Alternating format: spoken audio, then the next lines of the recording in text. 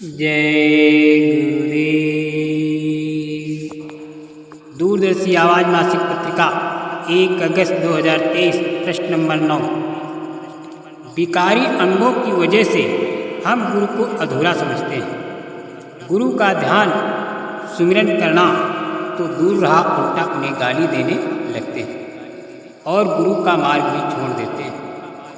रंग दोष घातक। जब विकारी अंग इंद्रियों के जागते हैं उस वक्त ये इच्छा होती है कि सुंदर स्त्रियां मिलें और हम उनके साथ रहें। 100 में से एक बचता है, वो भी गुरु का सहारा लेकर, नहीं तो लाखों में एक बचते हैं। जब इंद्रियों का झकोला आता है तब हमारे साथी भी जो मिलते हैं वो भी इंद्रिय विकार वाले होते हैं। वो इस इच्छा की पूर्ति पूर्व से करते हैं। संग के दोष से साधक तुरंत गिर जाता है। भविष्य में क्या क्या होगा, मैं लगातार कई वर्षों से कहता चला आ रहा हूँ कि देश के नर नारियों, आप मांस मछली शराब ताड़ी आंदोलन हड़ताल झूठ कपट व्यभिचार छोड़ दें, ईश्वर की भक्ति में आ जाएं, वरना कुदरत सजा देगी। आगे भयानक सूखा पड़ेगा, नदियाँ सूख जाएंगी, तालाब सूख जाएंगे, कुएं का पानी सूखेगा, बड़े बड़े बिजली पैदा करने वाले जलाशयों में पानी घट जाएगा, इससे बिजली पैदा नहीं होगी। बिजली ना मिलने से बड़े बड़े कारखाने ठप हो जाएंगे, काम बंद हो जाएगा, उत्पादन की कमी से और संकट पैदा होगा। गांव शहरों की बिजली की रोशनी समाप्त हो जाएगी, ट्यूबवेल का चलना बंद हो जाएगा, ऊपर से पानी नहीं गिरेगा, फसलें नहीं बोई जा सकेंगी, अन्न बिल्कुल नहीं पैदा होगा। पानी सूखने से बड़े बड़े डैमों यानी बांधों पर बिजली नहीं बन पाएगी, जानवरों को खिलाने को पेड़ के पत्ते तक न मिलेंगे, अन्न और जल की कमी से लाखों लोग बेमौत मरेंगे। जिस समय भारत में सूखा पड़ेगा, वर्षा नहीं होगी, अन्न का अभाव होगा, विश्व में भी अन्न की कमी होगी और बाहरी मुल्कों से भी भारत को गल्ला नहीं मिल पाएगा, अन्न संकट चारों ओर छा जाएगा। ये हाल तमाम मुल्कों का होगा। तब आपकी अक्ल ठिकाने आएगी। अभी तो आपको मांस शराब से फुर्सत नहीं है। बांग्लादेश खत्म होगा, लड़ाई पश्चिम पाकिस्तान में भी होगी। अब की लड़ाई लंबे अरसे तक चलेगी, जिसमें दोनों देशों की विशेष हानि होगी। पाकिस्तान मिट जाएगा, सब भारत होगा। अरब इजराइल के बीच घमासान युद्ध होगा, अन्य स्थानों पर भी युद्ध की आग भड़केगी। भुखमरी रहजनी लूटमार की घटनाएं आए दिन होगी। बाबा जय गुरुदेव जी महाराज ने 1973 में ये फरमाया था। समय बदलेगा, भारी परिवर्तन होगा। भारत देश धर्म के सूत्रों में बंधने जा रहा है। आप भी बंध जाइए, आप भी योगदान दीजिए। जो हम कहेंगे वो सब आगे और आपके सामने आएगा। एक नया रास्ता आपको अपनाना होगा। देश में भारी परिवर्तन होगा। हुकूमत करने वालों सबको अच्छी शिक्षा दो। महात्माओं को अब कंदराओं और गुफाओं में बैठने की जरूरत नहीं है, उन सबको बाहर आना चाहिए। मेरी आंखें धोखा नहीं दे सकती, मुझे आप क्या धोखा दे सकते हो। ये दाढ़ी ऐसे ही सफ़ेद नहीं हुई है, आपकी काफ़ी समय से देखने को मिला, बहुत कुछ अनुभव में आया।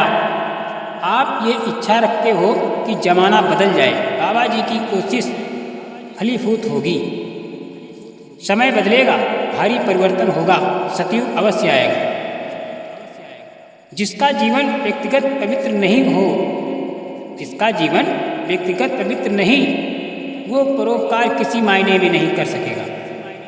सभी सत्संगी जनों को आदेश दिया जाता है कि संसार की अशांत के उथल पुथल भाव में अपने आप को बहें मत, और अशांत दुख सुख भाव से दूर रहने की कोशिश कैसे करें। सुमिरन ध्यान भजन सत्संग से संसार को एक सराय समझते हुए ये लक्ष्य बनाना है कि मुझे इसे छोड़ देना है, और किसी समय भी संसार के कारोबार एक क्षण में छोड़ दूंगा, जो कि मुझे 1 सेकंड का ज्ञान नहीं है। जिस तरह संसार और हर धन जमा करने में प्रोत्साहन देते हैं, उसी तरह धर्म भाव में प्रोत्साहन मिलना चाहिए और देना चाहिए। बिना सुरत शब्द योग साधना के सुरत उस देश में नहीं पहुंच सकेगी जहाँ कि हमारा अविचल धाम है तथा वहाँ मालिक है।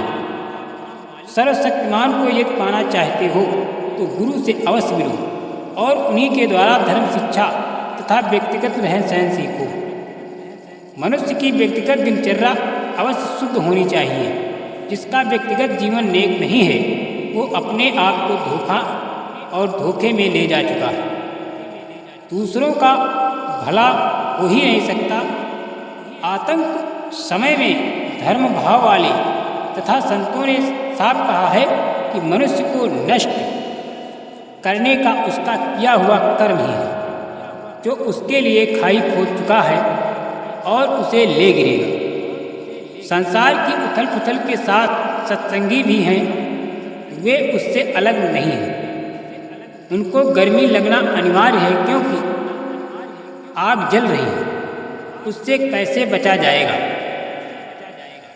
जैसे गर्म तार के ऊपर रबड़ हो, गर्म तार जब अपनी जगह और रबड़ अपनी जगह, रबड़ ये काम करती है कि उसकी गर्मी को वही दबाए रहती है।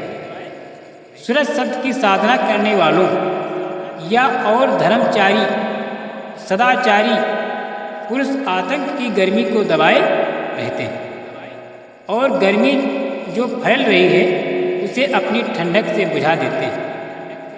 जो गुरु ने तुम्हें नाम दान अमोलक दिया है उसकी कमाई करो लगन के साथ।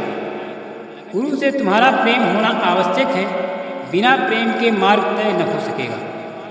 अपने आप को मालिक की शक्ति पाकर छोटे बनो। जो अपने आप को बड़ा कहता है वो नादान है। मालिक को पाने वाले का गुण है कि वो खुद मालिक के समान दया सागर हो जाते हैं और सर्वदा मर्यादा में रहते हैं। हर अंग से उनके प्रेम टपकता रहता है। परमार्थ में बनावट कभी काम देती नहीं है।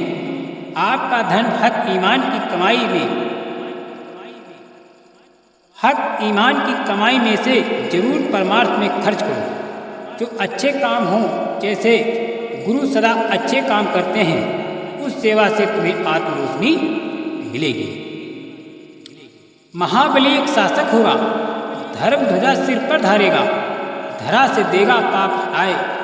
जय गुरुदेव की बाड़ी सुनते जाना नरेंद्र। जय गुरुदेव। असली काम क्या है?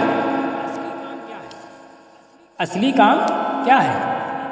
सब लोग अपने अपने घरों में बाल बच्चों के बीच रहते हो, उनकी परवरिश में बड़ी मेहनत किया। बड़े होने पर कहते हो कि तुम भी मेहनत करो और अपने पैरों पर खड़े हो जाओ।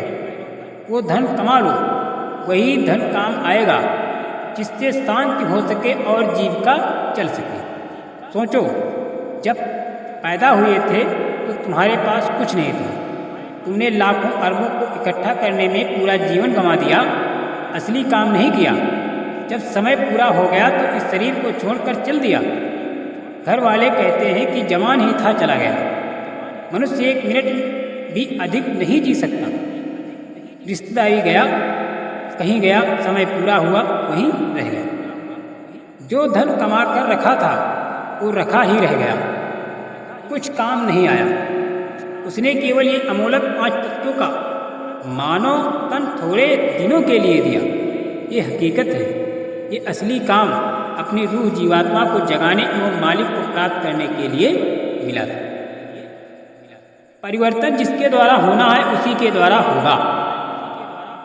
ये बात तो सत्य है। परिवर्तन जिसके द्वारा होना है उसी के द्वारा होगा। महापुरुष चाहे तो अपने संकल्प से एक जगह बैठकर सब कुछ कर देते हैं और कर दें। उनके लिए कुछ भी असंभव नहीं है, लेकिन फिर भी कोई इतिहास नहीं बन पाएगा। अगर राम ने जाते ही धनुष तोड़ दिया होता तो इतिहास ये कहता किसी को मौका ही नहीं दिया गया। ये कर्म भूमि है, यहाँ कर्म करना पड़ेगा।